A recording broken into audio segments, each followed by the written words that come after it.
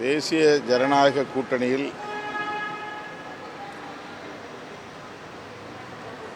அதிமுகவும் பாஜகவும் மட்டுமே இணைந்து செயல்படக்கூடிய ஒரு சூழல் உள்ளது. அவருடைய